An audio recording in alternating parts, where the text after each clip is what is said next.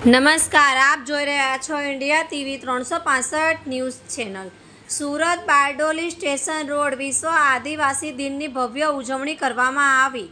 બારડોલી આફાતેન બાબેન રામપુરા ગામના આદિવાસી સમાજના આગેવાનો, અસતાન ગામના ડેપ્યુટી સરપંચ સેમ રાઠોડ, તેન ગામના સરપંચ દેવુભાઈ ચૌધરી ખૂબ જ મોટી સંખ્યામાં આદિવાસી સમાજની રેલીમાં જોડાયા।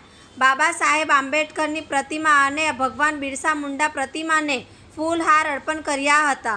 તીર, કામઠા અને ભાલા સાથે આદિવાસી સમાજની બહેનોએ અદ્ભુત નૃત્ય કર્યું હતું। જોતા રહો ઇન્ડિયા ટીવી 365 ન્યૂઝ ચેનલ।